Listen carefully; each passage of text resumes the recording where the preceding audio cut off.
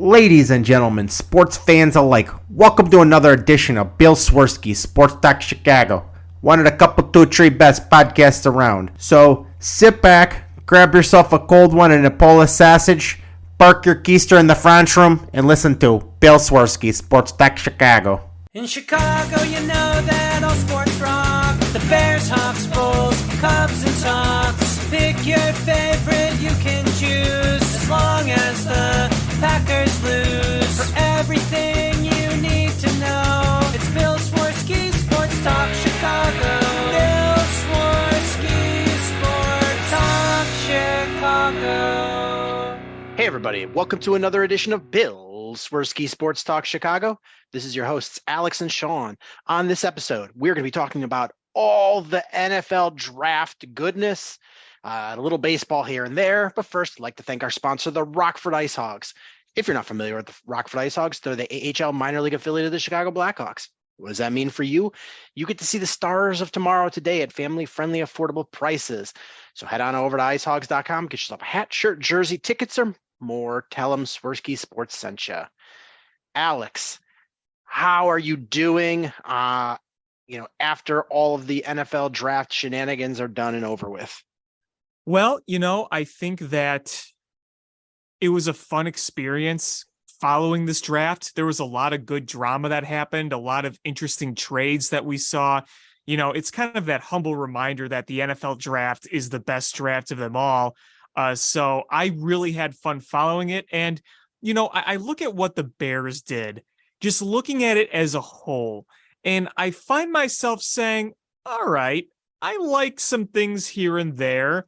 And there are some other things where I'm going to kind of just let the process play out, honestly. Like, I can't say I'm coming out of this draft from just a Bears perspective thinking, oh my God, this is the greatest, this is the best. But I'm also not coming out like as a Debbie Downer either, like, oh, we screwed it up, everything's bad.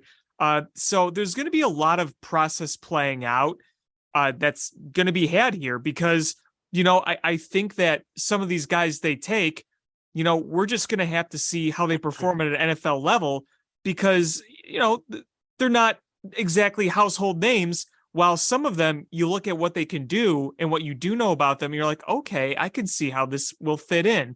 But, we said this before. This is a very, very, very important draft for the Bears, and they need to have more hits and misses on this. So you're kind of just right now hoping for the best and see how this all fits in. Yeah, I want to preface this by saying it doesn't matter what we think right now. It doesn't matter what the talking heads and the beat writers of the sports talk show talk hosts have to say. It matters when they put pads on and they're playing games. That's what matters. And that's where we're going to be able to truly judge the results. We can talk about, our thoughts at this point, but they're really more of just a perspective on, we're starting to see a trend and a pattern of players that Ryan Poles likes. Mm-hmm. It's very clear. So without further ado, I'd like to go through the Bears draft class. Yeah.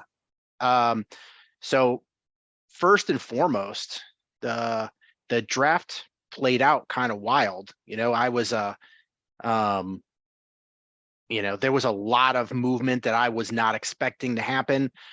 There was a lot of draft trade up. The Houston Texans, clearly ownership and the GM head coach did not agree on who to pick. So they were like, well, why not both? And they gave up a ton to move back up and get both players that they coveted. Yeah, I mean, when they traded up, as soon as they got CJ Stroud and they traded up, we all had Will Anderson on our minds, right? Yeah. I mean, that's who we thought that they would probably draft in that spot. I was a little surprised when they made the announcement with CJ Stroud. But we talked about the pre-draft process and Ryan Poles and his team.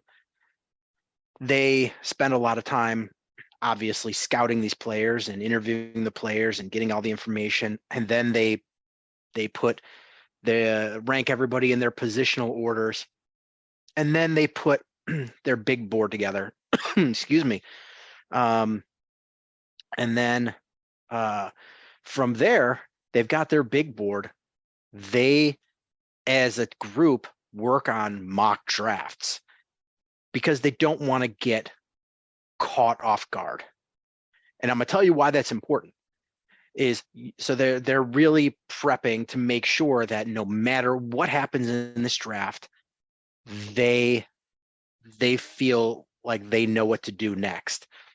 And after the draft, Ryan Poles said something about how scary accurate their first round draft was as a mock. And that's good preparation.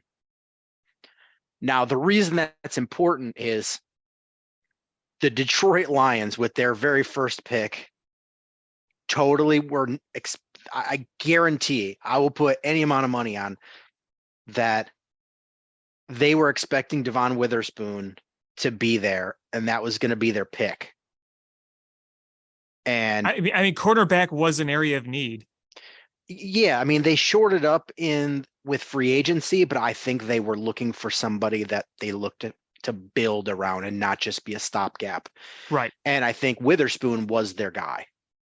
And I don't think anybody was really projecting him to be taken by Seattle with the pick before them. So when they came up, I think they just were caught off guard and didn't know what to do and just sort of made a trade because to regroup. I honestly think that they were not prepared for that to happen. And ultimately, I think Detroit had a very good draft, but for a team that had 2 first rounders, I don't think that first round was very good. You drafted 2 positions where you just paid people good money in free agency. So you just drafted redundancies. It was weird. It was definitely weird. Yeah. But I think that's why it was so important. And so in this draft, with the first pick that they had, the Bears took Darnell Wright, and they they were on the clock at 9, and they traded 1 spot back, picking up an extra 4th rounder next year to move back that one. And I think that was that fair compensation? No, but I don't think the Bears were the one that were the recipients of, I don't think the Eagles were the ones pushing that draft or that trade forward. I think that was the Bears saying, hey, do you want to come up and get your guy? And got, just a little bit of a sweetener, not a full equal, draft equivalent. And I think that was the Bears saying, hey, we don't want to have to make that decision on Jalen Carter. We want him off the board, but we don't want to go so far back that we lose out on our guy.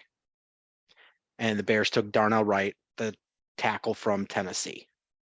Yeah, and I think we do have to talk about that because there was obviously a lot of controversy over whether or not that was a good move by the Bears. I mean, listen, the Bears could have either gotten their guy in Darnell Wright, or they could have gotten their guy and gotten something a little extra. And like you said, it probably wasn't the fairest of compensation, but at least they got their guy and something a little bit extra. But the Jalen Carter thing, it's spoken clear as day to all of us. The Bears did not want him. They didn't want him.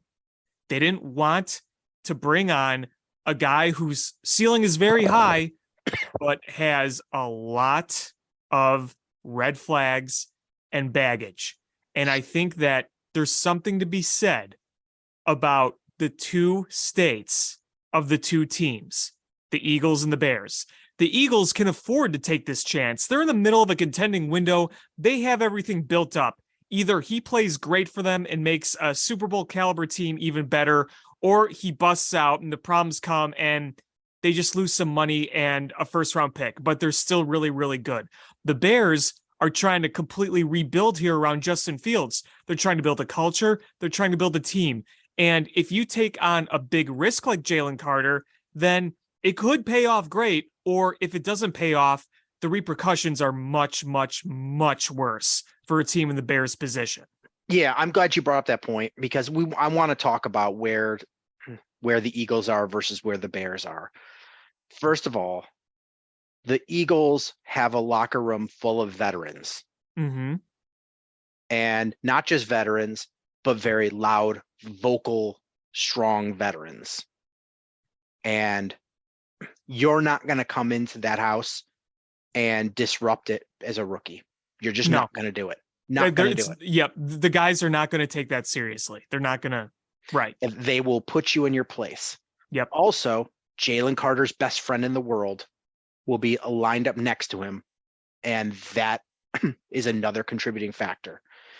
Also, like you said, Howie Roseman and the Eagles are in a much different place than the Bears. I think the gap is closing somewhat.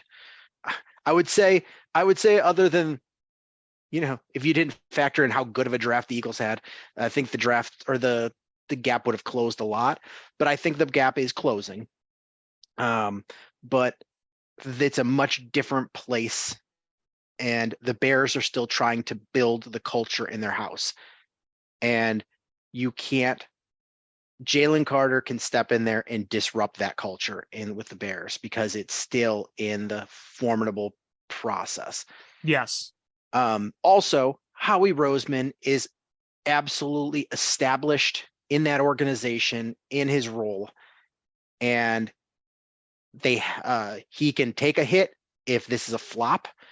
If Jalen Carter is a flop, the Eagles will still be the team to beat in the NFC. Even if Jalen Carter is the worst defensive tackle that's ever stepped foot on the field, the Eagles will still be the team to beat. And it won't be a blemish on Howie Roseman's record. Not even a little bit.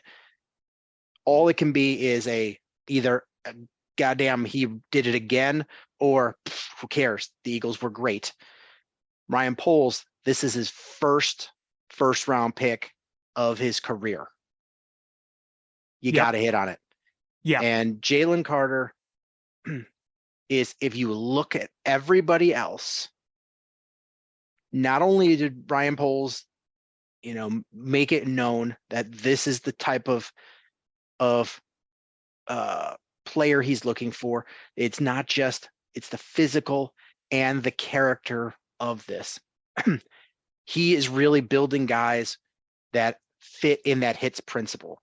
And, I think acronyms are dumb, but that is the philosophy that they're building in this house. And if everybody buys into it, you're going to have something good. And Jalen Carter when he wants to play, is a very good player. But I watched a lot of film on him, and there's a lot of times I don't think he cares about playing. And it's very clear. And listen, there's a lot of reasons that it could have happened, but the fact that he put on so much weight between the pro day and just a couple of weeks later or from the combine to his pro day, just a couple of weeks, the amount of weight he put on and the lackluster effort, even if he didn't want to be there, the effort he put forward, that's not hits principle. No. Being out of shape, not hits principle. And I think Ryan Poles and the Floos sat down and said, listen, this guy could be, if he's the guy that we think he is, he could be the one that drives this to be a great defense. Mm-hmm. But I don't want to spend 80% of my efforts on this one guy when I have a whole team of people to build and make better. And he fell too. I mean, don't forget this. It wasn't too long ago when people were talking about him being one of the very top picks in this draft. Now, look, obviously the teams that wanted quarterbacks took quarterbacks, the Colts, the Texans, the Panthers. But listen, the Cardinals didn't take him. The Raiders didn't take him. The Falcons didn't take him. The Seahawks didn't take him. He Yep. kept falling. The Lions could have taken him. Lions could have taken him. They traded down. Yeah, everybody talked about how there was no way Jalen Carter would be on the board because Pete Carroll could handle him and he would be an absolute fit in that defense, and you're not going to disrupt Pete Carroll's culture. And I believe that.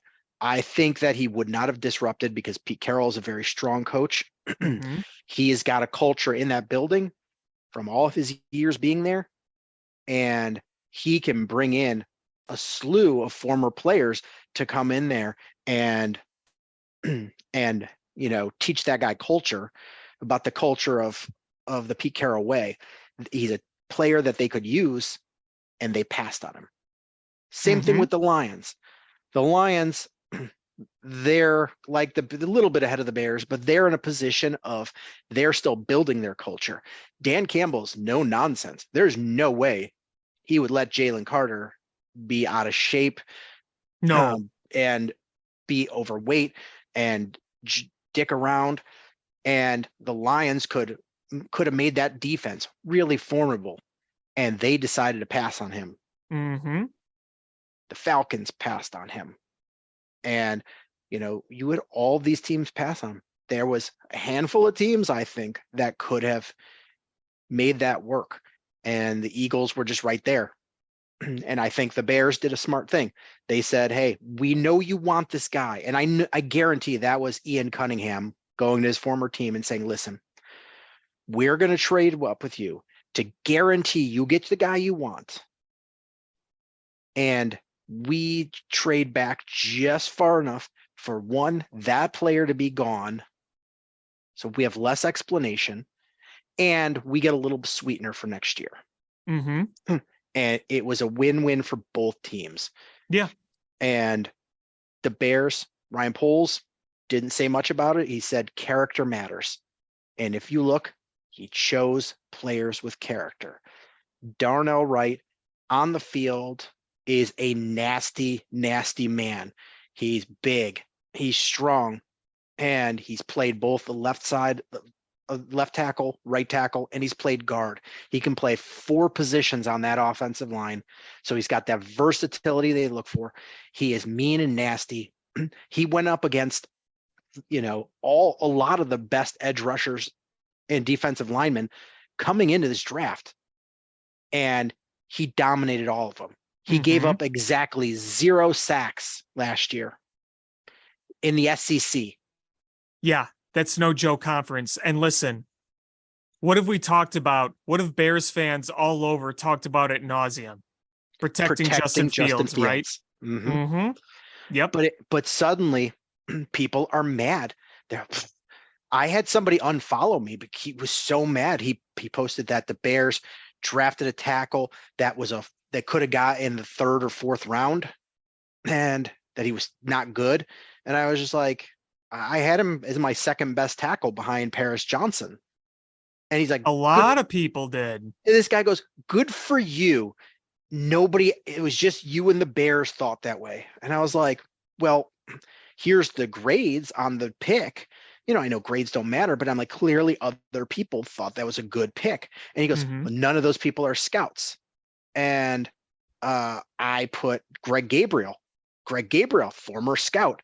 Who's the guy that's friends with Matt Nagy that used to be a front office guy that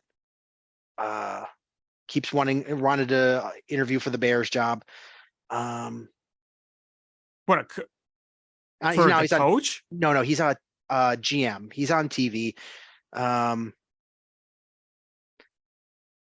can't think of his name, but he said that he thinks that Darnell Wright could be the best player in this draft, period.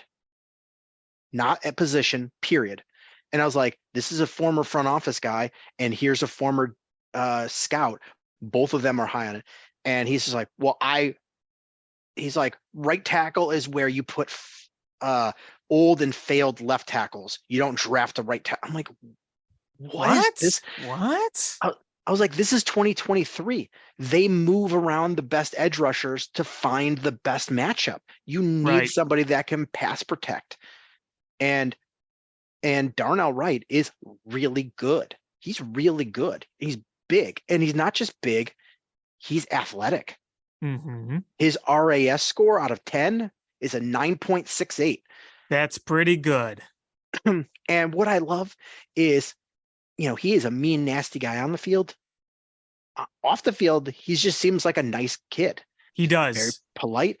And what I loved is the day before his biggest day of his life so far, where he's drafted in the NFL, what's he posting about on Twitter? The trailer for the new Transformers movie. Oh, there you go. And I'm like, he's just happy kid, a good kid. And he's like, I'm here to work. I'm here to protect Justin Fields. And I love the pick. Bears. He's a Ryan Poles guy, right? Yep. He's a nasty offensive lineman that's athletic and long, and he's big, but he's a high motor, high character guy, and that's exactly what Ryan Poles is trying to build around here. You had a glaring hole at right tackle. Now you have no glaring holes on this offensive line. You have no glaring holes. The biggest challenge, the biggest hope for me is that Tevin Jenkins stays healthy. That's just, if he's healthy, if you got Tevin Jenkins and Darnell Wright on the right side, you're obviously feeling pretty good about that. And, Braxton Jones. Nate Davis is going to be on the right side. You think so? Yeah. Tevin Jenkins even posted on Twitter that he's going to move over to left.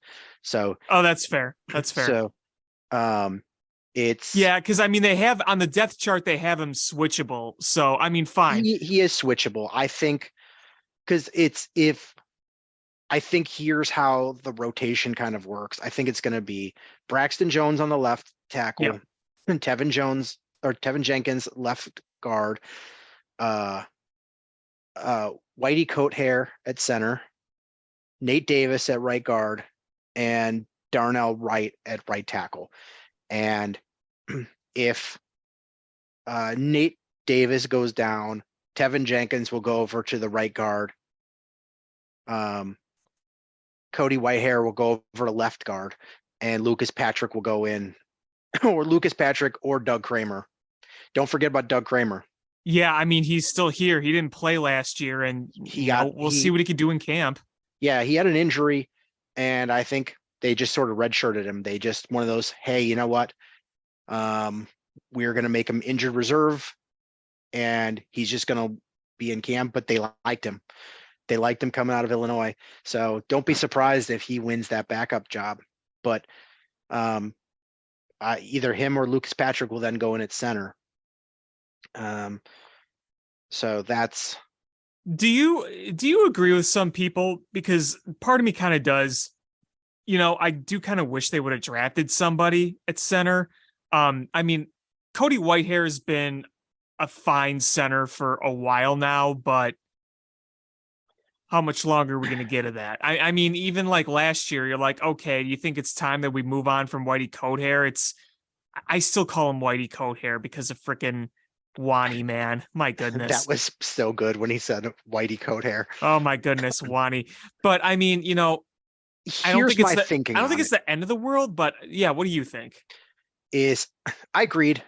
I would not have gone after Tippmann, who I think was the best center in the draft. I don't know why all of Bears Twitter was in love with John Michael Schmitz. He's good, but I think Tippmann's better, and more versatile. But if you draft one of those two guys, you've committed a very high draft pick, and they've got to come in and start. And if they come in and start, first of all, you have a really, really inexperienced offensive line. You've got a second-year left tackle, third-year left guard, Who's been injured a lot of the time. Yes. As A- good as he is. A first-year center and a first-year right tackle. The only veteran you have is the right guard. Also, centers coming in to the draft or into the NFL from the draft. It's one of the hardest positions to learn because Mhm.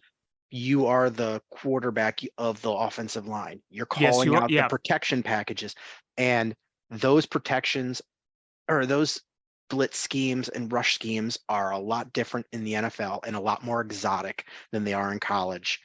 And it's tough. So with that young offensive line, I think it's better to have a veteran center.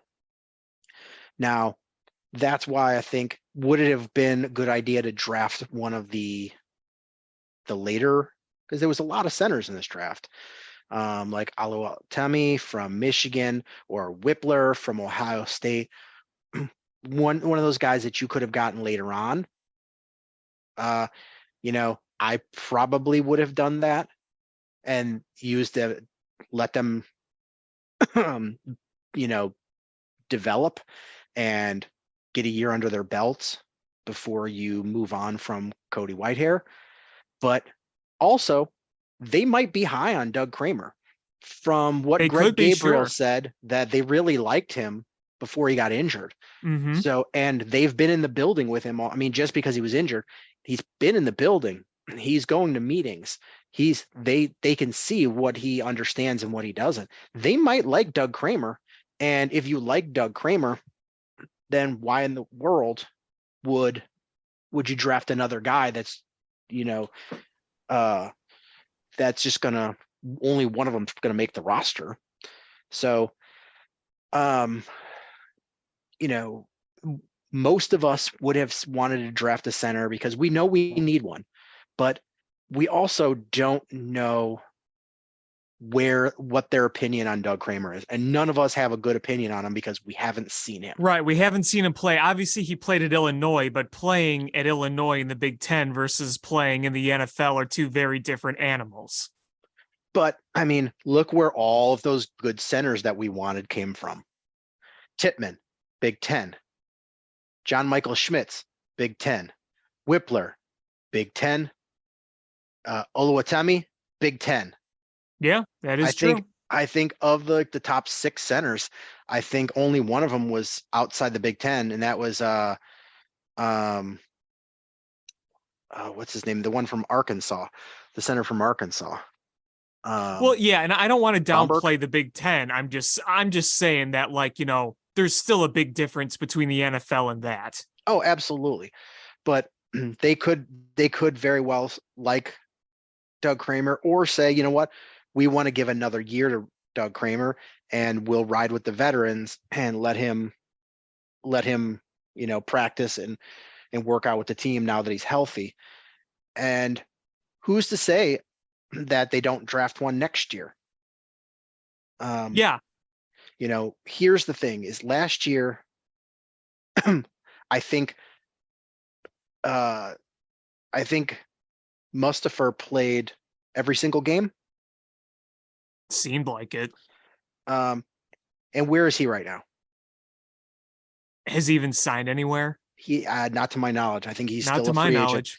agent. Yeah. He's a free agent. He's not playing. So he is on the streets, and the Bears moved Cody Whitehair. And we know Cody Whitehair is not the best of centers. He's got a little bit of a snapping issue, but you know what? He's really smart and he knows those protections. He's a veteran and he made a Pro Bowl at center. I mean, he's overall had a very nice career. Obviously he's been around a while. He's like one of the longest tenured Bears. I mean, he goes back several years because he was on that 2018 team, wasn't he? He was. I think it's just him and Eddie Jackson are the only players that are left from that team. Yeah. So I'm okay with the decision not to draft a center. And we'll learn more this year. There's only so many draft picks you had, and you had a lot of holes to fill. I'm okay the fact that they didn't draft a center because they have a veteran there. They have two veterans there. But if Doug Kramer, if they feel like he can't play or he's not good enough, this season, during practices and training camps, then yeah, I want them to draft one next year, because then I'd want them to step right in and play rather than, riding white hair again for 2 years in a row. So then let me ask you this. Let's say this is best case scenario, all right? Let's say Doug Kramer is pretty good. Like, solid guy. Mm-hmm. Would you say, if that's the case, that you feel as good, if not the best, about the depth at center versus any other spot on the offensive line? Because if you look, okay, left tackle, Braxton Jones is your starting guy. Larry Borum is your backup right there. Over at guards, your backups are, I don't even. You let Alex Leatherwood and Jatir Carter are the Right. backup guards. So I would say center is, you've got four guys at center.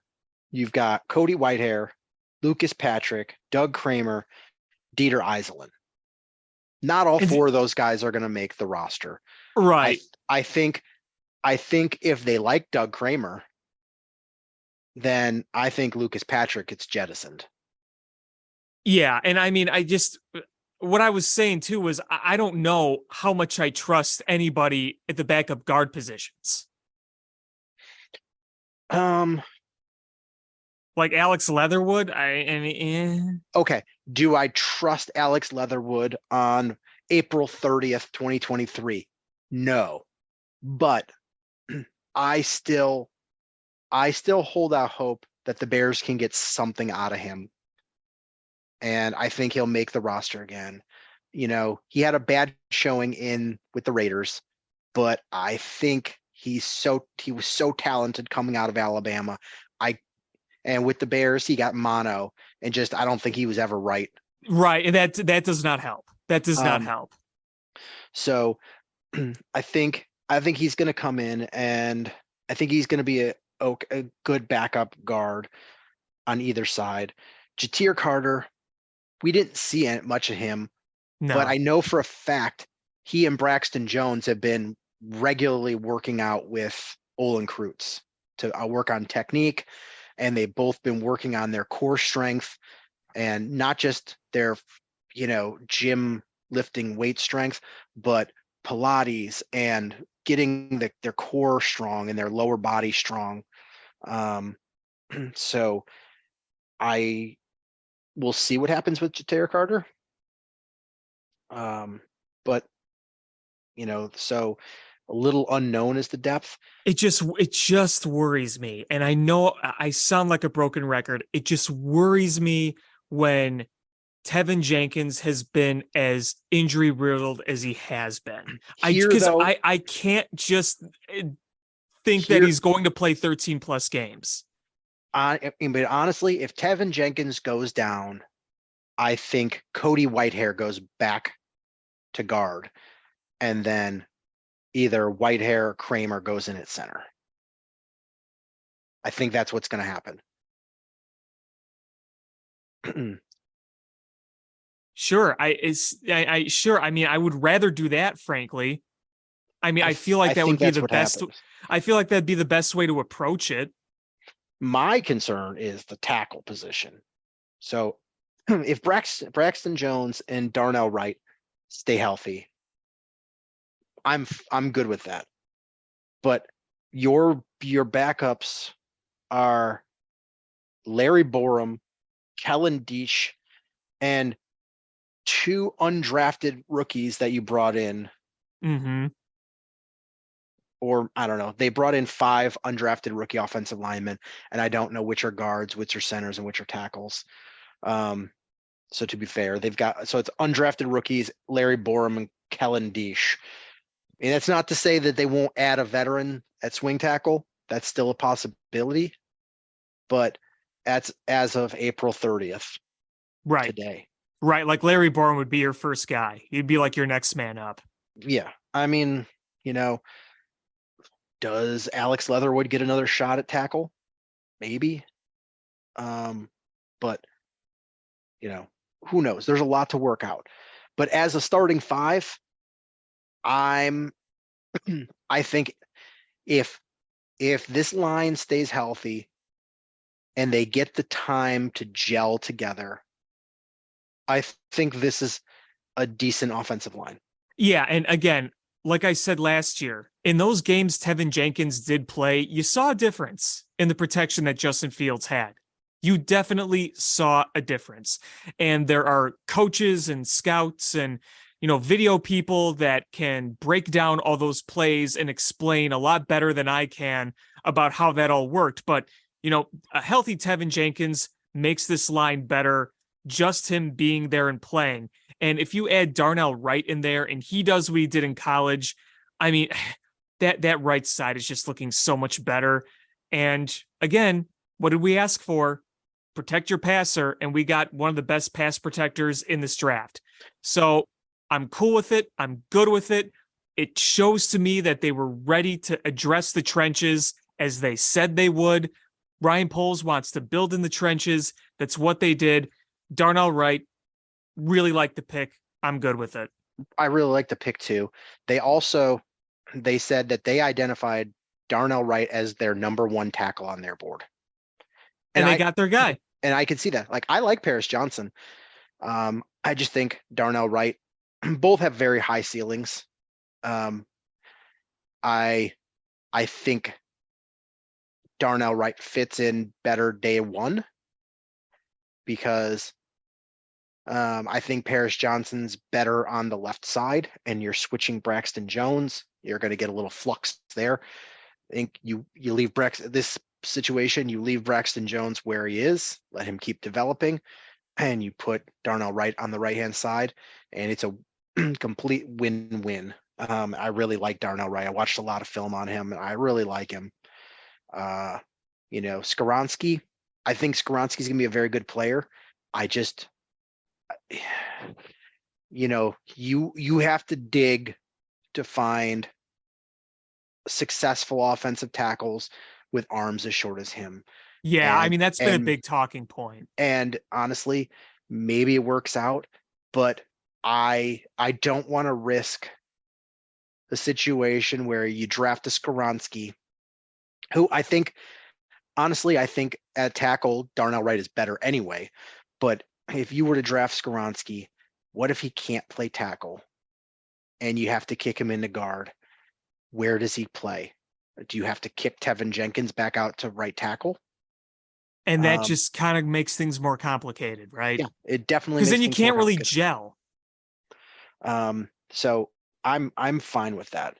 But the Bears did not want to fall back because there was only a handful of tackles in this first round draft picks. And then that cliff drops off real far. I mean, yeah, people are like, oh, DeJuan Jones in the second. Didn't DeJuan Jones fall to like the fifth round? Yeah, he fell. Most of those tackles are going to be guards in the NFL. There was not a lot of good tackles. The guard draft in this, guards and centers in this draft, thumbs up, real good. Tackles in this draft is real shallow. And you were able to get one of the ones that stood out. Yep. So the Broderick Jones, I think he was a project, and I watched him play. He's very athletic. He's very strong. His technique was poor. And I think it's gonna be a curve for him. I think you're gonna see him struggle early. And I'm not gonna say fail, because if he's got a good coaching staff and he has got a good work ethic, I think he'll succeed because he's got the tools, but it's going to be a struggle for him. I really do think. And so I love this pick, and they got their guy, and that's all that matters. And right people can be mad that they didn't go defense, but those same people would have been like, well, they didn't get a tackle, right. The board falls how the board falls, and you have the picks that you pick. And I don't think if they don't, I think they painted themselves in a corner with offensive tackle. I don't know how you don't pick offensive tackle in the first round. But they had to, I think. And so you made up for it, the other positions you lacked with later picks. And also, if the Bears are going to lose games, I would rather them lose by having a bad defense but a good offense. And if you don't draft a tackle and you patchwork things, you're never going to realize the full potential of your offense. But if you put in a right tackle and you put all the weapons around Justin Fields, you give him the best opportunity for him to succeed, and that offense the best opportunity to succeed. And then the defense, patchwork it and fix it next year. Got to protect your passer. He was hit and sacked more than any other quarterback in the NFL last year. So then the second round, there was talk the Bears trading up, but they didn't. And they stayed at pick 53, and they picked Jervon Dexter Sr., defensive tackle from Florida. This is where I was a little shocked. They clearly drafted a guy based on the potential rather than the production. Yep. And if you look at the production, they reached on this guy. But if you look at the potential, I felt a lot better about it. He's a guy that has a really good ability to shed blocks. He's really athletic for his size, really powerful. He wins one-on-one matchups. His RAS score is 9.53. He's a traits guy, and he's a guy that is very moldable. You can do with him what you want. The biggest knock on him for me is that first step off the line when the ball is snapped is slow. It's a step behind. He needs to keep his pad level a little lower, and he's got to develop some secondary pass moves. And when he gets hit with a double team, he can't hold his position. He just gets taken out. But if you watch him, he's really quick. If you can teach that guy to get a better jump off the ball, I think he's got the traits to be a 3 technique. And what I saw on film, the production wasn't always there, but I think they have a guy that they can turn into what they want. Well, and I mean, he's going to have to buy into the hits principle, because from what I've heard, there's been questions about attitude and will a little bit from what I've read. And what it says to me that if there were those questions and the Bears still wanted him, then something passed the sniff test. I mean, because we talked about, character, effort, the hits principle, yada, yada, but people were obviously questioning some of the effort at times. But if Ryan Poles drafted this guy, then there was clearly something they saw in him where they're like, you know what? I think he's willing to work. I think we can teach him some things, and I don't think that it's going to be an issue, because I think they look very, very hard into those things, as cliche as they sound. But, like you said, this is more of a project. This isn't one of those picks where I say this is a slam dunk, but I'm not going to knock on it either, because like you said, there's the potential there. When you have the size, strength, and speed that he has, if you can mold him into what you want, then those attributes can help him be successful in the NFL and on this team. But I think this guy's going to take a little bit of work. I'd have to double check, but I believe he was one of the players that Luke Getsy coached in the Senior Bowl.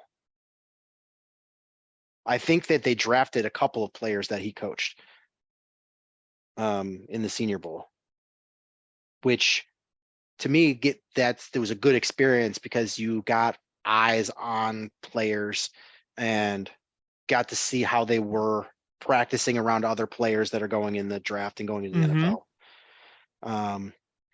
So the Bears drafted a lot of the guys that they brought in for their top 30 visit Um, and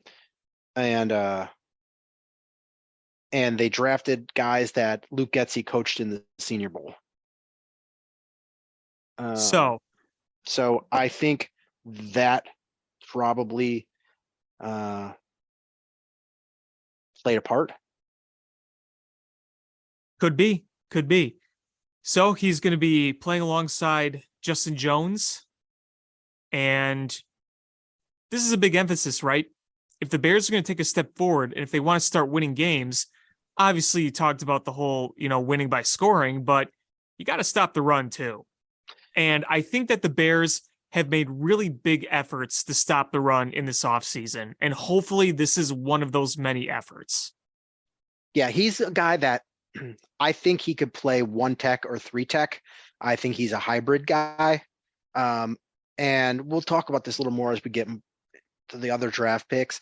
But I think the Bears are going to have interchangeability in their defensive line. And I think you're going to see them throw waves out there. And, it might be that part of their plan to stop the run is having fresh guys out there. With the second of their second round picks, the Bears picked Tyreek Stevenson, cornerback out of Miami. Again, this guy's got an 8.93 RAS score, and he's 6 feet tall and ran a 4.45 40. So he's big and he's fast, super physical, good speed to recover, and he's big enough to cover any wide receiver. He plays much better in man coverage. He struggled in zone a little bit. Doesn't always transition well, but he compares pretty favorably to James Bradbury from the Eagles. And I think he gives you that other outside corner. So when you look, it's going to be Jalen Johnson on one side, Tyreek Stevenson on the other, and then you're going to be able to put Gordon in the slot where he's probably best suited, and that gives you much better depth with your cornerback room. Yeah, I mean, this kind of pushes Kindle Vildor back a little bit, who, Kindle Vildor, I think he played a lot better last year than the year before, but I think you would rather have Kindle Vildor as a depth guy rather than one of your starting corners, right? Oh yeah, absolutely. And to be honest with you, I think they even strengthened their cornerback room beyond this. I think Kindle Vildor played well. I think Jalen Jones and Josh Blackwell played well last year, but you added 2 draft pick corners who are both big and fast, and you brought in a couple of undrafted rookies. I think you're really going to have competition, and Kindle Vildor is going to have to play even improve more to make this squad. And Sure. And I agree with you that I thought he made light year improvements last year. Mm-hmm. But he's going to have to continue to improve to make this squad. And I've said this going into the offseason, I'm going to say it again. I think the Bears secondary is actually in better shape than what some people might give it credit for. You saw Eddie Jackson go back to a more comfortable spot last year, and what happened? He played really, really well before he got hurt. I think Jaquan Brisker, the sky's the limit for him. We saw those strides taken by Kyler Gordon as we went last year, and you hope that he keeps building on that. We talked about this before. Learning the cornerback position in the NFL is extremely difficult, right? Extremely difficult. Well, people ragged on Kyler Gordon, and he had a rough first half of the season. He but did. If you go back and watch the second half of the season, much better. Much better. It was the learning curve took half a season. I think you're going to see him come in and even be better this year. I think so too. I think that the back 7 of your defense is actually pretty stout. Your linebacker core, especially with the we'll talk about the addition that they had to it, but I think your linebacking core is really good. I think Infinitely better. I think you have one of the best safety duos in the NFL. And now you have pretty solid cornerback, and you're going to have pretty good cornerback depth. You know, I think your defensive line got better in some ways, but we'll talk about that in a little bit too. But the back seven is definitely solid. I think so too. I mean, do you remember last year when they played really hard against the Eagles? I do. I mean, I thought that you saw a lot of good things there. I mean, you were playing the MVP and, you had a competitive game helped by that defense. And even in that game against the Bills, they fought in and played hard. It's just when you couldn't get things going after a while, the Bills obviously started to pull away, but you had a game for a while because they were playing. I mean, you can look at a lot of games and, obviously like the Lions game was an absolute blowout. And, by the end of the year, you were pretty much done in full tank mode. But I think that you saw a lot of promising things from the secondary last year. We could say, okay, I feel really good about this. I mean, like you said about the safeties, if Eddie Jackson plays to Eddie Jackson level, the real Eddie Jackson level, more to what we saw last year, and boy, him and Jaquan Brisker as your safeties, you're feeling pretty good about that. And, you look at the depth you have too, we could talk about Josh Blackwell, we could talk about Jalen Jones and some of the other guys they drafted, which we'll get to, and some of the other guys they brought in. So it's good that they were able to say, hey, here's a guy that can help make your cornerback core even better. And I do think that the more depth you have and the moves you make here, I've talked about it before. Jalen Johnson, he's dealt with injuries in his career. And, God forbid if he has to deal with more injuries, you feel a little better about being able to ride without him. He's an important player, but I mean, if you were a betting man, would you put money on Jalen Johnson playing a full season? I wouldn't. I don't bet on that, but you have a lot of depth there. Last year, you were just throwing undrafted rookies out there playing. Yeah. And you saw guys step up.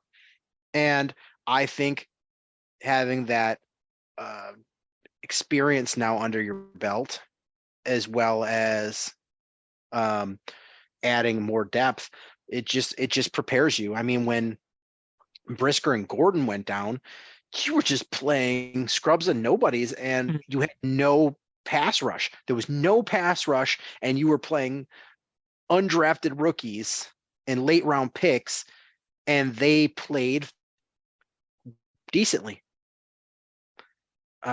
So I don't think you're going to get hit with that. You hope at least that they're not going to get hit with that same rash of injuries, and you've added depth. So yeah, you're not going to be counting on the same level of lower level players. So I'm good with this. I mean, the way they're building their defense, it reminds you a lot of what Matt Eberflus did in Indy, right? 4-3 scheme. You're building up your linebacking core.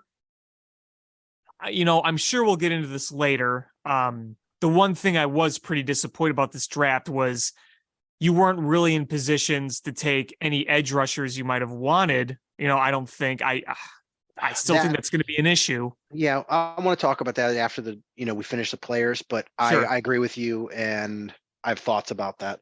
Yeah.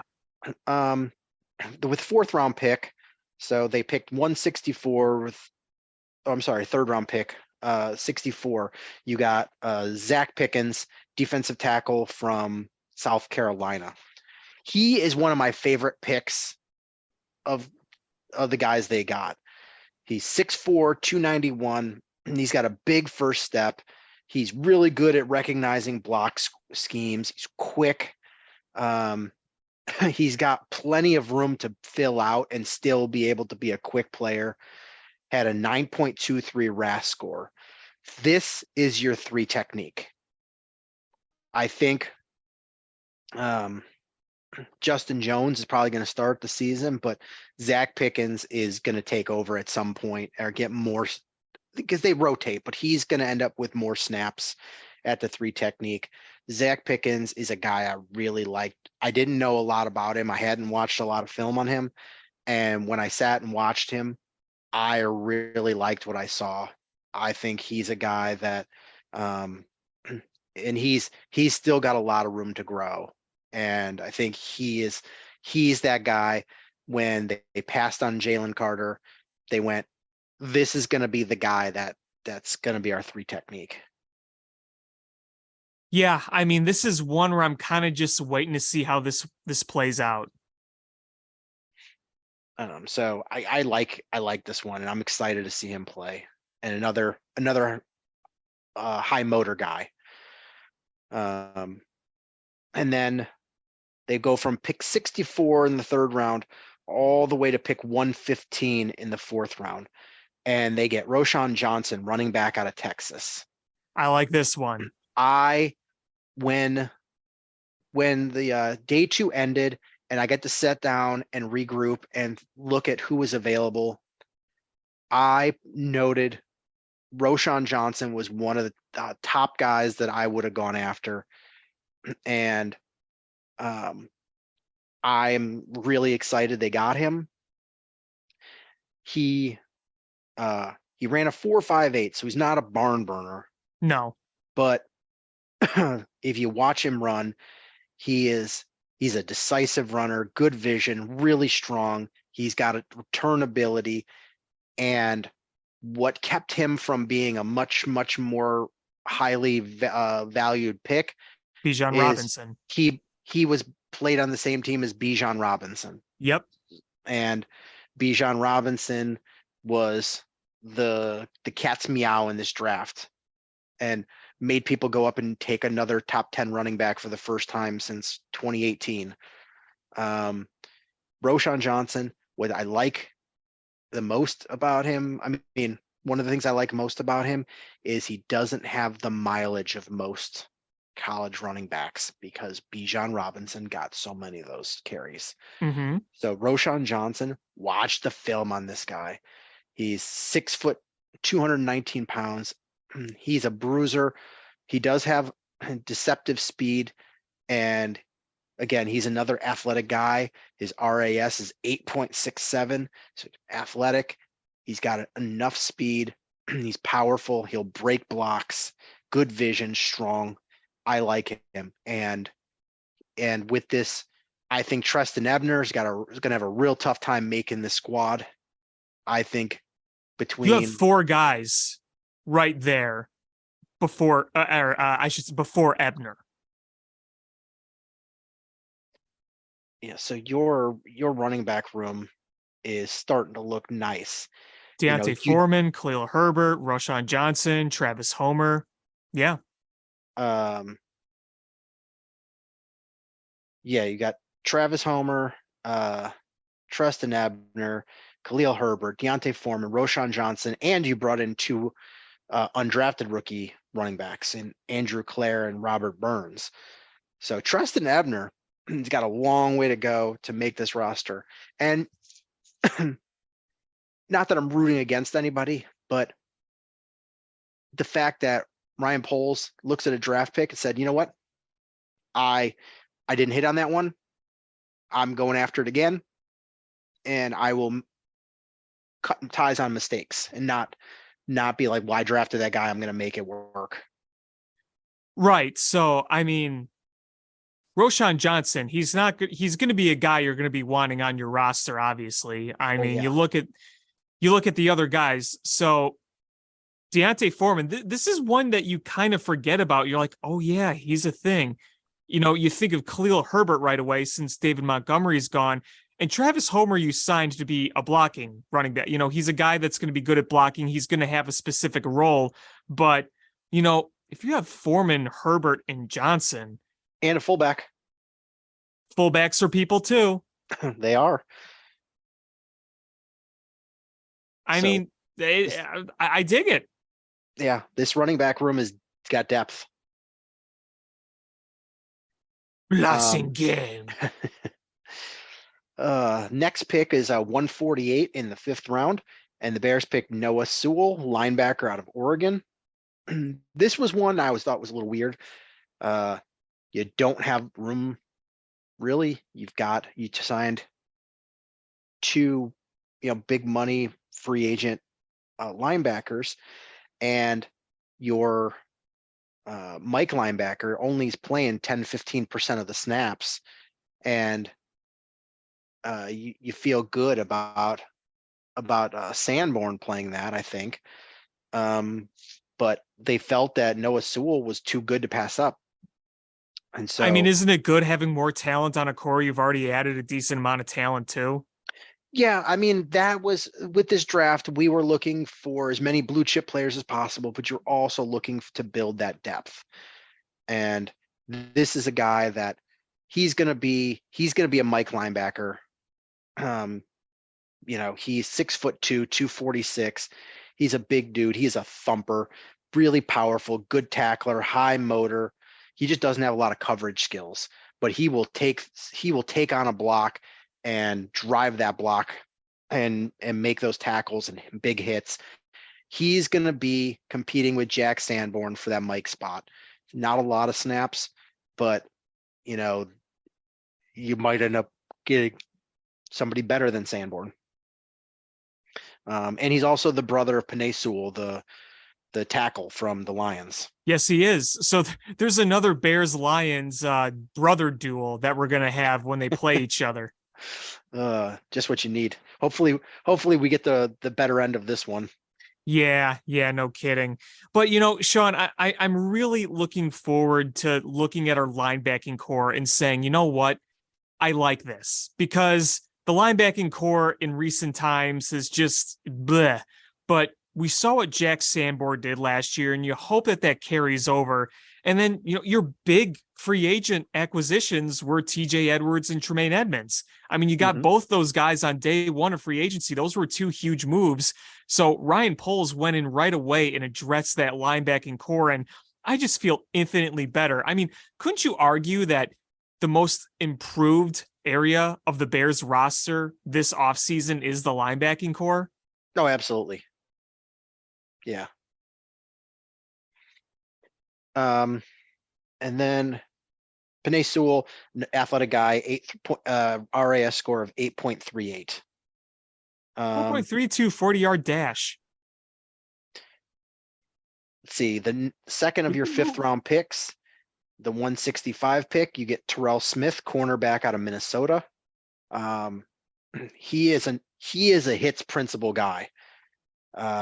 He's fast, he's big, he's high motor, 6 foot 204, runs a 4.41 40, RAS score of 8.67. Played against big time competition and being in the Big Ten. He's got to work on his instincts a little bit and his hip turns, but he's really fast. He's really big. He is a high motor type guy. I like this pick. I don't think that they were expecting to pick another corner, but when you're drafting guys with 4.41 speed that are 6 feet tall, you take those guys. Yeah. And obviously he's not projected to be a starter or anything, but when you have these guys' depth, as we talked about before, you can take these kind of guys and be like, listen, there's upside, there's going to be some development work, but if you can make this work as a depth piece, you're going to feel even better. Absolutely. People are like, oh my God, they didn't draft a edge rusher. I mean, at this late, like, the edge rusher is probably not going to be that good anyway. When this is a passing league, and if you get a cornerback that this fast and this tall, you sort of got to take it. And then you get to your 2 7th round picks. The first one was pick 218, Travis Bell, defensive tackle out of Kennesaw State. This is a motor guy. This is a hits principal guy. This is a guy that he is bring your lunch pail to work, Chicago blue collar guy. And I think the reason he got drafted was the person he is and the worker he is more than anything else. Ryan Poles talked about how this guy had a job that he worked during school, during football, and he'd go into his locker room and put his work uniform in his locker room and hang his box cutter in his locker room and then go out and play. And he's playing saying, listen, this is what I got. I got to earn this. And he's a super high motor, really strong guy, shoots the gaps. He's got to work on his pass rushing moves. He's pretty raw, but he's a motor guy, and he's a guy that has a lot of room to get bigger.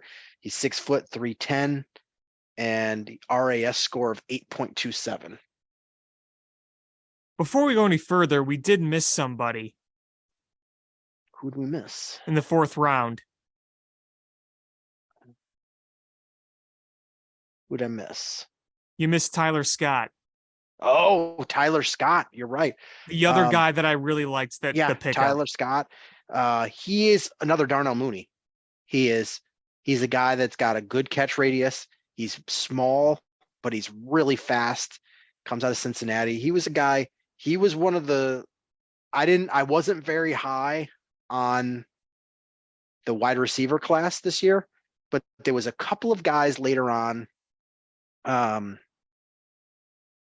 It's like Cedric Tillman from Tennessee was one that I liked, and Scott was one of the other ones I liked that I thought were more than just traits guys. So he's going to come in and he's going to add depth there. And I think suddenly your wide receiver room starting to look pretty good. When you look at who you've got there, you've got Darnell Mooney, Tyler Scott, Equanimous St. Brown, Dante Pettis, DJ Moore, Chase Claypool, Velus Jones Jr., and then you've got holdovers, Simba Webster, Doris Fountain, Joe Reed, and then you added 1, 2, 3, 4, 5, 6, 7, 8 undrafted rookie wide receivers. So, I mean, this is the conversation I want to have with you is how do you think this is going to shape up? Because there's going to be some decisions made here. And I think right now you're looking at Tyler Scott is you want to see him on the roster, but I think there's going to be some competition at the bottom, right? I mean, is Velus Jones going to be just a 1 year and gone guy? Is he going to? I don't think so. I don't think so. I think he was drafted high enough and he showed enough at the end of the season that he's going to be back. You gotta, if he's going to be a special teams guy, even I know he looked better towards the end of last year, but is he going to have to prove something in camp? These guys are. I mean, Claypool, Mooney, and DJ Moore. Those are your top spots. 3. You've got those three guys have spots. You're going to carry 6 wide receivers. Yes. So you've 3 spots between Tyler Scott, Equanimous St. Brown, Dante Pettis, Velus Jones, Fountain, Jones, Simba Webster, Doris Fountain, Joe Reed, and 8 undrafted rookies. So that's a lot of guys competing for 3 spots. Yeah, and I mean, if you look kind of what you have here, obviously time is going to tell where that's going to end up. You brought Dante Pettis back.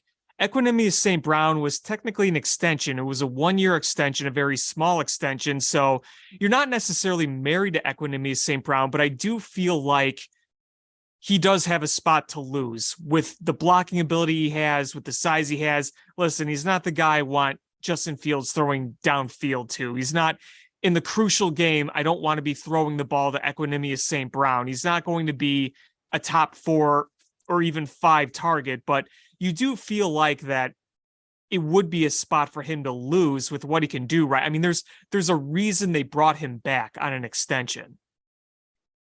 Yeah, I mean, it's these guys were brought back on low cost extensions because if you didn't if you weren't able to bring in a DJ Moore, or you weren't able to add anybody in the draft, you wanted to make sure that you had guys that had worked with Justin Fields, has familiarity with the system, and that you knew could fill in, not at a high level, but fill in. And that's exactly what they are. They're guys that you can trust, even if they're not good. You know that they know the system, they know the quarterback, you know what they're like to coach, and you can plug them in. Well, But especially if they can fulfill a specific role. But then none of them matter as far as finances go. If these guys don't perform, they are not making a roster spot. Oh yeah, no, there's I mean, a lot of competition. They're not married to anybody below really the top 3, right? I mean, obviously you want Tyler Scott on your team just because you drafted him, but sure, you gave Equanimeous St. Brown the extension, but if you cut him, it was like what, a 1.2 million extension. I mean, it's a drop in the bucket. It won't even count towards your salary cap. It's right. Just, so it's just really money. Right. Right. So, I mean, I would think that Velus Jones and Tyler Scott have the inside track for spots 4 and 5. So, well, especially because both can play special teams. Yep. And you had Roshan Johnson, who's a special teamer as well. So you're looking at Equanimeous St. Brown, Dante Pettis, Doris Fountain, Joe Reed, and Simba Webster, and 8 undrafted rookies for that one spot. I'm just not as convinced Velus Jones is that safe. And I'm not saying you're saying that any of these guys are safe. I don't know. I don't know. I mean, with Dante Pettis, he wasn't great. I'm not saying he was this great wide receiver, but he did make some plays for you last year. You did see some of that. Not that this is going to matter in camp. You got to perform in camp. I just think that this gets really interesting. Is everything below your top 3 guys, below Moore, Claypool, and Mooney? It's going to be interesting to see how this all fits together, because you are going to want guys that are going to contribute well on special teams and also fulfill, specific roles as lower end receivers. So, yeah, I mean, I don't. I'm not saying Velus Jones is a lock. I'm just saying I think he probably has the inside track because of the speed he has, how high the Bears were on him, and those last several weeks, how much better he looked. But he's his second year and he's so old, man. Who cares? I mean, I'm kidding. being 26, and who cares? I mean, he's in his prime. If you're not guaranteeing him after this rookie deal. So what is he? If he's in 4 years, he's 29 at the end of the deal, then he's done. So you want to pay for his Keenan Walker out there? You want the Bears to pay for his dentures? Wait, how old are you? I'm gonna be 29 in. Oh, wait! You are older. 2, 3. You are older than Velus Jones. I'm gonna be 29 in 3.75 hours that we're recording right now. Happy birthday! Thank you. I'm still holding on to my jokes. You are older than Velus Jones, but I'm not a football player. I know. But I'm just saying is I think we saw enough of him, and at the end of the year, being that he was a high draft pick, that he's got the inside track as of now. But again, it's if he comes out there and looks bogus in training camp and doesn't play well in the preseason games, that could change real quick. I'm just saying, again, is the end of April, and we're I think Velus Jones is probably the inside track over, to get one of those spots. Yeah. I mean, I get it. We'll see what happens, but I thought that Tyler Scott, if you're going to get a wide receiver in a class that's not very deep, then you know what? It's like, that's the kind of guy that I'm okay getting. And hey, you know what? I thought, holy cow, not to interrupt you. Are you watching game 7 of the Panthers Boston game series? No, what's going on? uh, Florida pulled the goalie and tied it with 59 seconds left in the third. No kidding. I got to So- flip that on. It's incredible. This is a good game. So we're about to go to overtime then, Probably. unless the Panthers pull a Blackhawks. Yeah, but I'm feeling a lot more positive about this wide receiver group. Well, I was just saying, I really thought Smith-Njigba was going to go to the Packers, but he ends up going to the Seahawks. And man, he's going to be on a wide receiver core of DK and Lockett. That's going to be real good. Pretty good. Pete Carroll doesn't miss, man. He does not miss. The hope with the Bears is if you keep drafting well, you can be in one of those teams where you can move back and take advantage of players that fall, or be able to take a risk on a guy like a Jalen Carter, because you've already built your culture, you've got strong players in the locker room, and you've built up this depth where if you miss on a guy, you're in good shape still. Well, and that kind of relates to this whole draft for the Bears. It was playing it safe, more or less, right? Like, wouldn't you agree with that? Yes, but caveat that the safe route was also a really good route. And I'm not saying it was. I'm not saying it was wrong. I am not saying it was the wrong way to go. The safe route has a connotation of being a bad route, and in this case, the safe route was a really, really good option.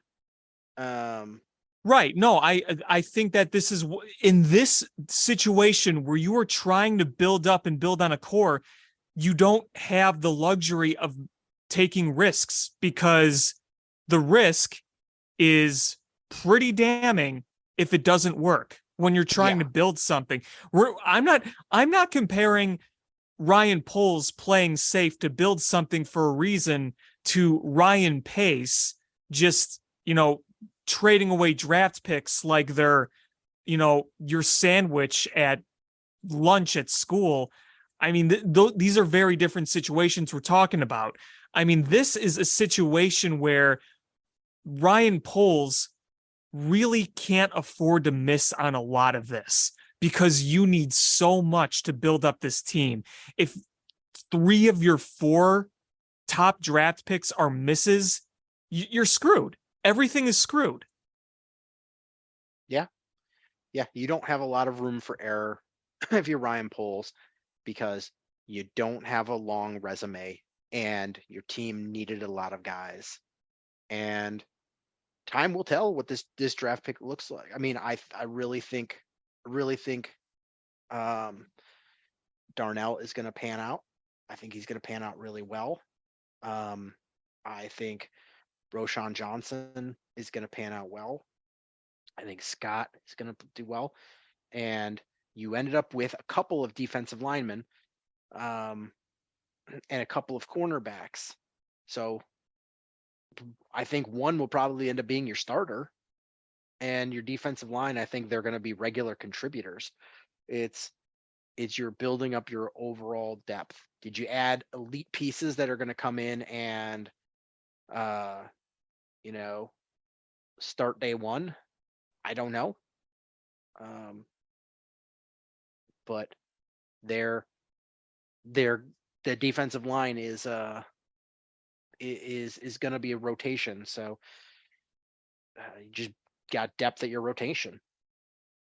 Right. And I mean, that's an important thing to have. And I mean, I think that if Darnell Wright is a big hit, then that right there is really helps this draft look good. But you need to hit on more than just one guy. Like you said, I feel good about Roshan Johnson. I mean, usually with those types of running backs, if you have the right scheme, if you have the right blocking, as long as they're healthy, you feel pretty good about running backs like that hitting, right? Wouldn't you say? I think so. It's not like you're taking a cornerback that's a project where it could work, but it could really not, or even a quarterback for that matter. I mean, there's no such thing as a 100% guarantee, but I think for, guys like running backs like Roshan Johnson, you feel better about that being a hit. You're safer feeling, okay, this is probably going to work pretty well. Whereas there's a bunch of other positions where, they're coin flips. I mean, you look at Tyreek Stevenson. I have no reason right now to say he's going to be a bust, but there's no reason for me to also say that he's going to be a hit, but you sure as hell hope he is. I mean, you could say the same thing about Dexter Sr. You could say the same thing. Hell, about even Darnell Wright.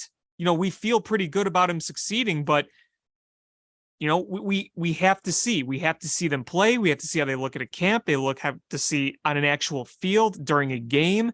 But I think, if you come away with this draft and you say, okay, Wright looks like the real deal. Dexter looks like the real deal. Roshan Johnson looks like the real deal. Stevenson looks like the real deal. And then, you look at some of the guys you have depth on defense that you drafted. Does Noah Sewell, I don't know how much he's going to play. You already have Edwards and Edmonds, but if he looks like a nice piece in there, then okay, that makes you feel better about that. He is not a good enough, pass defender in coverage to be one of the Will or the Sam. He's going to be a Mike, and he's going to be competing with Jack Sanborn for that spot. Right, but that's exactly where he is. But he might very well beat out Jack Sanborn. I mean, that's going to be a fun one to watch. But if he doesn't, he adds depth to that roster room. And Ryan Poles talked to his linebackers coach before he made that pick, and the linebackers coach is like, man, I'm feeling really good about what I have this year compared to last year, Right, that's fair. I mean, that's fair. I mean, I know I talked about Edwards and Edmonds, but Jack Sanborn is probably the better way to put it. Like you said, I mean, with Jack Sanborn, the thing with him is he had a really good first year. I don't know if he's going to carry it into the next year. I'm not saying he's not going to, but we can't guarantee that, right? No, absolutely we can't. And you know what? If you use a draft pick and you get somebody better than him, Jack Sanborn is a guy that, played multiple positions in the linebacking group, then he becomes your super sub and your super backup that can play any of those positions. And then, Sewell is your Mike. So, your Sam. So it's a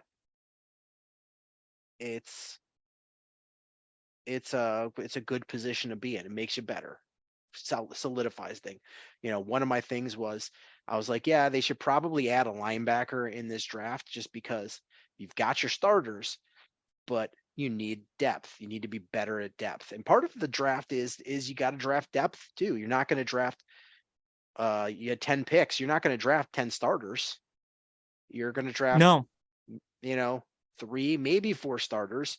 If you're lucky, if you're good. And then everybody else is, you're looking for people that are going to be,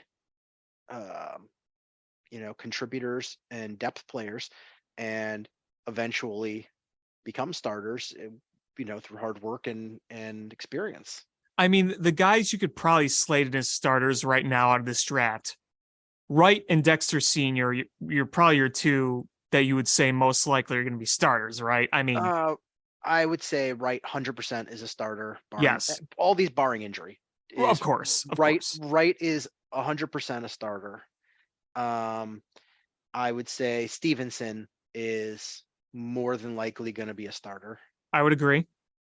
And I would say, I don't know if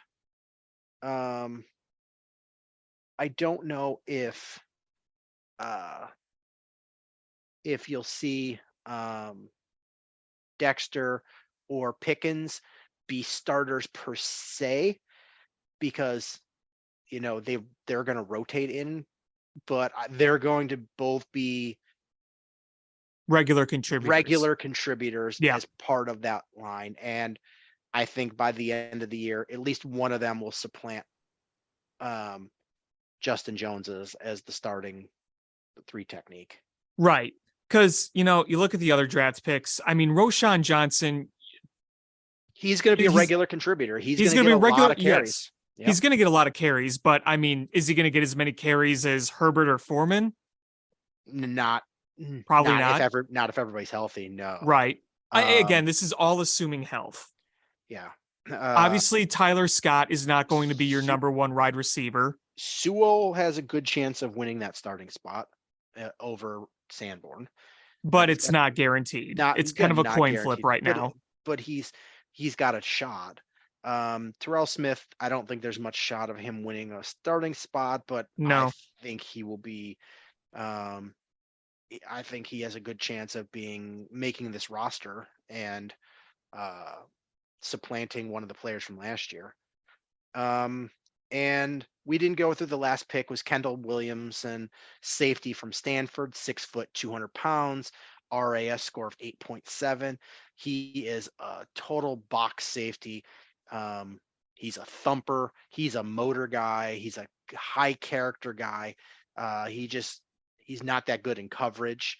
And I think Bell and Williamson are probably practice squad players. They're certainly not going to beat out Brisker or Jackson, assuming health and Kendall Williamson else. would be Brisker's backup, but so I mean, is there a possibility he makes the roster as the backup?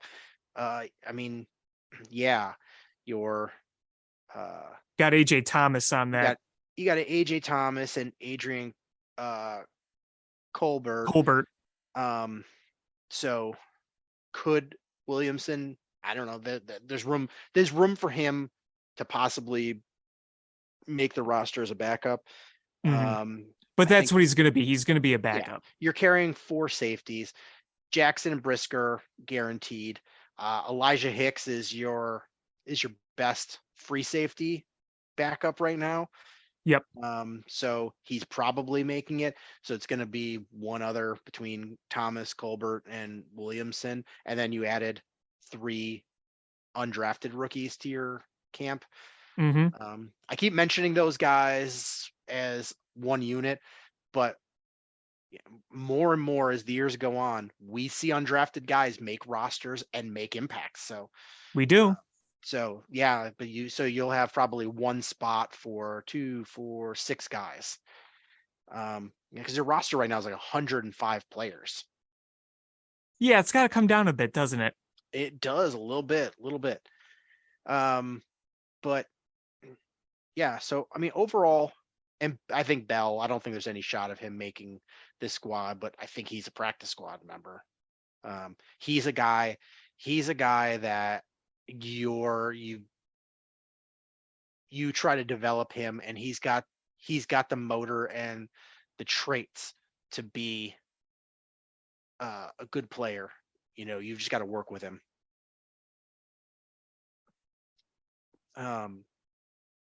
But overall, I talked about spots where you needed to improve. And I thought offensive line was your number 1 spot. Mm-hmm. And the reason I said that was your defensive line dog shit. Absolutely. Yes, it was. Absolutely. But I kept saying is that I want one of the units to be complete. And they're much closer to completing their offensive side of the ball. Give them that right tackle. And they did. So that's why I put that as number 1. They hit that, nailed it. I put number 2, edge rusher, and they did not address that. And no, they did not. They did not. And honestly, there was depth there. But every time the Bears came up to draft, I didn't think that there was a player worthy of that pick. Well, that's the problem is, like, even though you had to address that position, they weren't in a position to really take one unless they reached. Yeah. And you don't want to reach just for a need. That's you're wasting draft potential. You got guys that are going to be contributing. I think your draft on paper was a good one. But and you hit some of the other needs, but I you're going to have to go out in free agency. You're going to look for them this week to sign a veteran edge rusher. Yep. They've got the cap to sign anybody they want. It's going to be curious of, you know, who they think is the, you know, who they're going to pick. Because what your number one guy in your roster right now is Travis Gibson. I mean, if you're looking at the Bears edge rushers, you're got Travis Gibson, Dominique Robinson, DeMarcus Walker. The other guys are Rasheem Green, Jerry Green, and Terrell Lewis. So I think you need to add one guy, and you'll have a rotation you do. there. And, you know, I was really hoping that we'd see Travis Gibson make some steps last year, or at least make some steps that we were hoping to see, but we didn't get. So, and, you know, Dominic Robinson, he was pretty impressive in that week 1 game. And then after that, kind of, you know, fell off a little bit. But, yeah, definitely need more if you want to get to the quarterback. I believe they were last in sacks last year, correct? Yep. As a team. Yep. And your Jaquan Brisker was your sack leader. Yeah. When your safety is your sack leader, you know it's a far cry from when you had in prime Khalil Mack and Akeem Hicks on this squad. Yeah. So I mean, you're still number 1 in the NFL in cap space. Go out and sign guys. I don't think you've even hit the cap floor yet. So there is guys in free agency, and I think that was partly it was the board didn't fall your way. You know, had Will Anderson fallen to the number 9 pick, and you're the Bears, do you go? I think we got to take Will Anderson here, but it didn't. It didn't fall that way. So when you were in the first round, you didn't feel good about the other first round. You know, a top 10. You didn't have a top 10 edge rusher fall to you. Your second round was late. There was just nobody there that was worthy. Just the board didn't fall that way. And you knew that there was guys in free agency that you don't love, but there's guys available. So you've got Leonard Floyd. Do you bring Leonard Floyd back? You've got Jadeveon Clowney. I'd rather sign him. I don't want to crap on Leonard Floyd, but doesn't really fit the scheme, does he? I don't think so. You know, you're running a 4-3 now. You've got Frank Clark. You've got Yannick Ngakoue. And I know he's the guy that everyone keeps saying, but man, is he a bad run defender. And I think if you're the Bears and I'm okay not getting a lot of pressure on the quarterback if you can stop the run. You have to stop the run. To stop the run. So are you gonna draft a guy that can't stop? Sign a guy that can't stop the run? I'm honestly, we've also got Trey Flowers and Kyle Van Noy who are available. Marcus Golden, Justin Houston, Melvin Ingram, Carlos Dunlap. Robert Quinn is still out there. It's an odd year, so he might do well. Reunite with Robert Quinn. But honestly, I'm going to say I'm going to roll with Jadeveon Clowney. I kind of like that idea too. Is at his, all right, he could be a turd and he quit on the Browns. But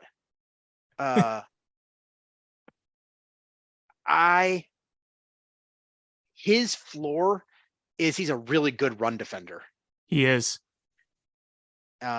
So honestly, is if whatever he gives you in pass rush is just gravy. So that would be my guy, but I would look for the Bears to sign somebody this week. I would think so. I mean, it's a need. It is just a straight up need. I mean, right now, your projected starters are DeMarcus Walker and Travis Gibson.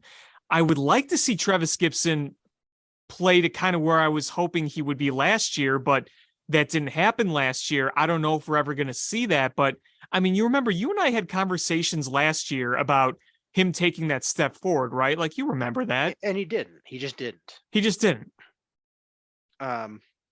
So you feel good about your safety group. You feel real good about your linebacking group.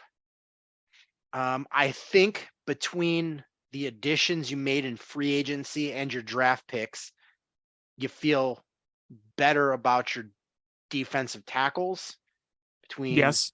Andrew Billings and the draft picks. You feel better about that with your rotation.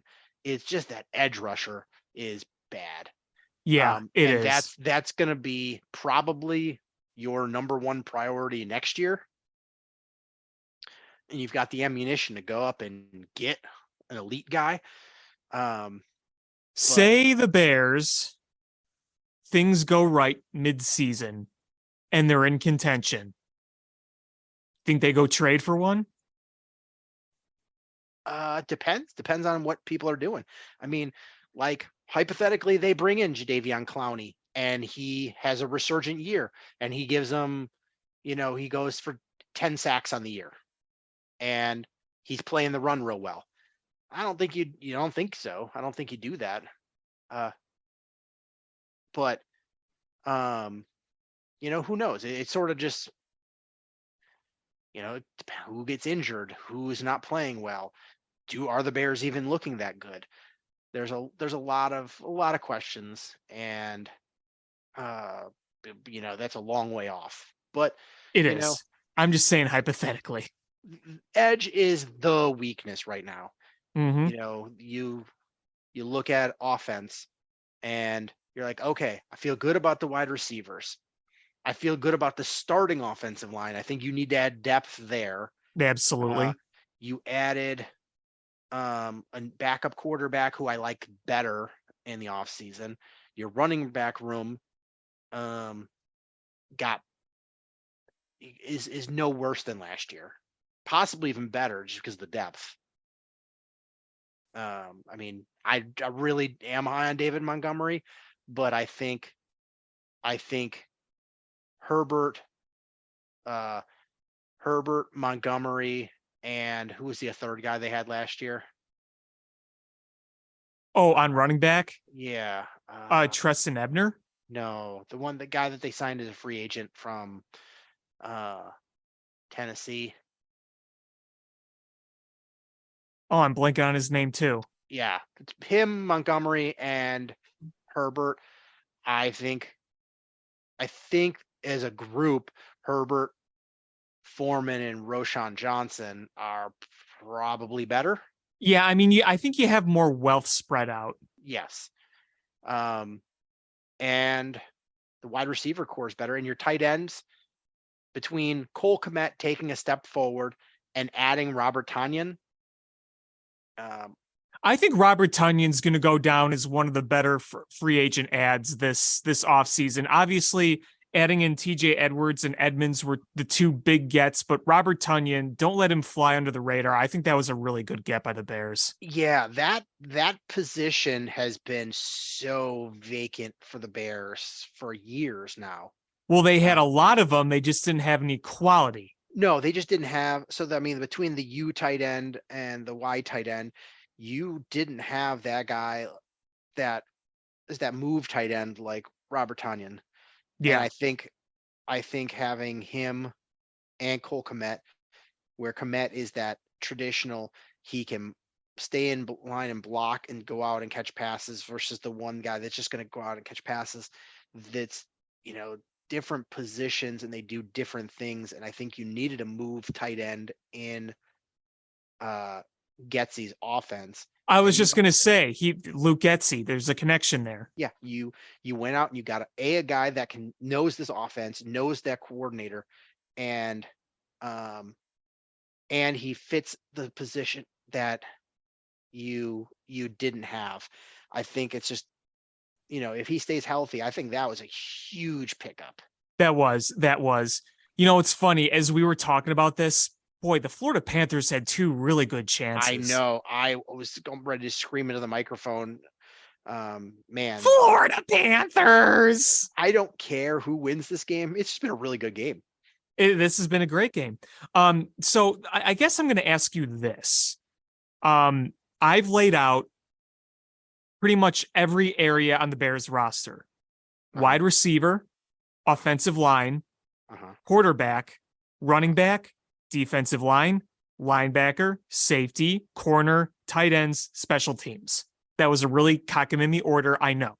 But of all the areas, first, we're going to just reaffirm our opinions. The most improved area this offseason, linebacker. Can we both agree on that? Yes. Okay. But followed not too far behind by wide receiver. Agreed. Wide receiver based on health and addition of players. Agreed. I mean, the DJ Moore was arguably one of the most impactful additions you made. We obviously talked about the free agent signings, but obviously DJ Moore came in the big trade with the Panthers. So and in terms of getting a Chase Claypool, who's had a whole offseason to work with the quarterback and learn the playbook. Right. And a healthy Darnell Mooney. Hopefully a healthy Darnell Mooney. Yes. Yes. I think that's a close second. I would agree with linebacker was far and away your best, especially considering where you were after you traded Roquan Smith. And wide receiver second. Right. Okay. So if you had to rank confidence in each of these areas, so are you most confident in the wide receivers succeeding? Are you most confident in the linebackers succeeding? Who would you put as your number one area? I'm going to say wide receiver. I think the linebackers that depends a bit on how that defensive front plays, because if those linebackers stay clean a little bit and are able to do what their job is, I think I have the most confidence in them. But it's going to be a toss up between wide receiver and the linebackers. Yeah, I mean, between those two, I mean, obviously, I think there's arguments for both. If you look at just every aspect, of this team, and you were to say, okay, we saw what most improved. Now, offensive line improved with the drafting of Darnell Wright, assuming health and, all that stuff. The offensive line, if you go by health and player addition, that was another big improvement because Jenkins was hurt last year. You had Whitehair was hurt last year. You had a rookie at left tackle. You had, you were just, pretty decimated, and you added a right tackle. You added health at center. You added health at your guard positions. I think it was a lot of improvements. Okay, so then I'm going to ask you this. Would you say it's fair that the area of the most concern, just going back to the conversation we had, would be defensive line? Absolutely. Much more so the edge than the interior. Of course. But we're talking as an entity as a whole. As here. One entity, yes. That far and away, that defensive front is the biggest concern that I have. Well, and consider this too. is that you were bad in both areas that they need to excel and to succeed. They couldn't get to the quarterback. They couldn't stop the run. They couldn't do either last year. Right. So there's a lot of work to do there. Now, I like our secondary. You seem to like our secondary. Very much so. Would you say it's fair to say that in terms of top level, top starters, their skill level, where they're at, you would put safety over cornerback, but in terms of depth, you would put cornerback over safety? Yes. Because I mean, I think Jaquan Brisker is the most talented guy on your defense. That's my humble opinion. I would say that's fair. And yeah, I really like a healthy Eddie Jackson and a healthy Jaquan Brisker. Mhm. But I think if that cornerback room stays healthy, I think you're going to see them do some nice things. I think so too. And you looked last year and you saw that they played pretty well with no coverage linebackers and no pass rush and not being able to stop the run. And you were like, oh, hey, those cornerbacks and those defensive backs still played pretty well. Just imagine if you can help them by slowing down the run and being able to have those linebackers that can cover underneath and I don't know, maybe make the quarterback move a little bit. I mean, it's just, could you imagine if we had an elite edge rusher with this type of secondary where you say, we feel good about our corners and our safeties, but here we can get pressure on the quarterback so we can make their jobs even easier by constantly having somebody in the quarterback's face, hitting him, taking him down, even just applying any sort of pressure. That's just what I wish we had. It would be nice. And, there's also, so I read who the free agents are. Don't forget, there's probably going to be cap casualties. Mm-hmm. And there's also possibility of trade. I know this has been, I'm just only going to I don't think this is likely to happen at all, or even possibly even desirable to happen. But I will go out and say that because it's been talked about a lot on Bears Twitter, is Chase Young had his 5th-year option declined by the Washington Commanders. Now, if you were able to get him and he stayed healthy, holy cow, you would have that guy. Because when he's healthy, he's good. He is good. It's just that guy has no ability to stay healthy so far in the league. And you might be risking by giving up a lot of capital to get him. I don't know how much you would have to get up to get him, but it's either way, it is a risk. It's a risk. And I obviously wouldn't give up a high capital, but he's a guy, and who knows? It might be that Commanders maybe are not, just because they declined to pick up his 5th-year option. The Giants declined the 5th-year option on their quarterback, but you know what? They re-signed him into an extension. It sort of puts the pressure on the player and to earn it, whether it's by playing healthy or being healthy or just improving their play. And his is all health. So if he could stay healthy, he'll earn that contract. So I don't know if they're going to trade him. I don't think they will trade him. Just because I think Florida just won it. Yep. They had so much pressure. Holy Moses. I can't believe Boston was so good in the regular season and just couldn't pull it out in the round 1. That's why the NHL playoffs are wild, man. Yeah, that's unbelievable. And then we got another game 7 after this. Yeah. Oh my God. Okay, though, we need the Rangers, though. for the Oh, I Blackhawks' sake. know. We need the Rangers. But I was begging for a game 7 between the Devils and the Rangers. As a hockey fan, I need it. Oh man, that poor kid was hyperventilating. You know what? I don't mean to be a dick, but Boston is the most spoiled sports city on the planet. They really are. Go back. Okay, so what? Since 2000, you've had 6 Super Bowls, 6 Patriots Super Bowls, 4 Red Sox World Series, a Boston Bruins Stanley Cup, and a Celtics championship, right? Yeah. Yeah. And every year, it seems like at least one of those teams is in the finals. And you can still see the Celtics bring home a championship. Yeah. But that's insane. That's insane. Wow. But, the Bears still have work to do. I do like where they're going. And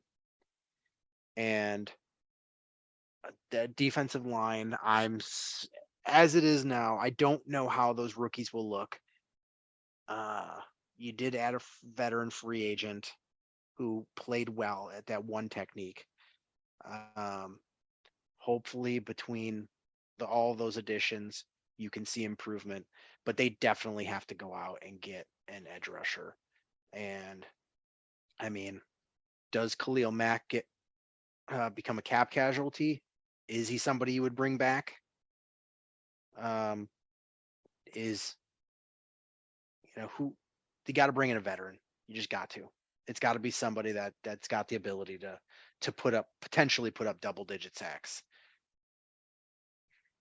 Yeah, absolutely. But man, it's fun. It's fun to re-look at this depth chart and suddenly go, you know what? This is not so bad. And I forgot to mention, at this point now, every single special teams spot has competition. You signed Ryan Anderson as competition for the punter. You signed an undrafted rookie kicker who I'm not even going to try to pronounce his name, but Robbie Gould.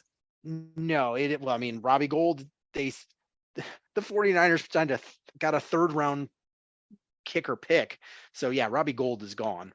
But the guy the Bears signed as kicker as a free agent, rookie, his last name is Szmyt. I don't know how to pronounce that, but they signed. It's just Robbie Gould with a fake mustache. So they've got a competition at punter, competition at kicker, and they brought in an undrafted long snapper.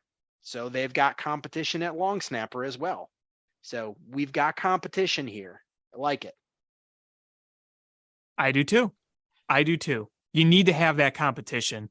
My man, Cairo Santos, was so good for a while here, but last year we saw some. Yeah, you saw chinks in the armor there. Well, was it the game against the Eagles where it was like a 40-yarder and he's like, nope, punt it? Yep. Crazy. Do we have anything to say about baseball? Or do we call it a day? Yeah, let's save baseball for another. There's too much to go over. We've gone over plenty. Yeah, I think we could save it for another show. Yeah, it was a disappointing week, to say the least.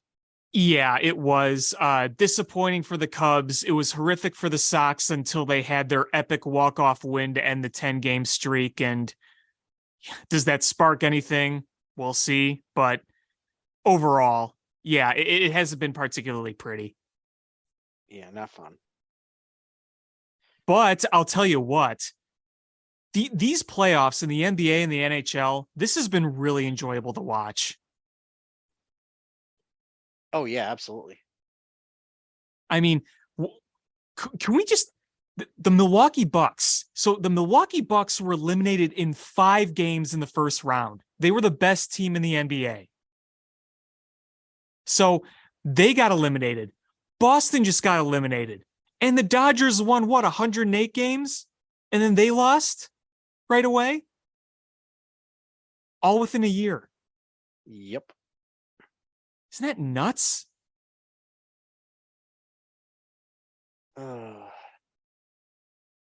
But this, I'm excited about this Seattle-Colorado game. Hopefully it's as good as the Florida-Boston game. Yep. Though, man, Devils Rangers, that's the one I'm really pumped for. Is that tomorrow? I believe so. But I think that's going to do it for this episode of Bill Swerski Sports Talk Chicago.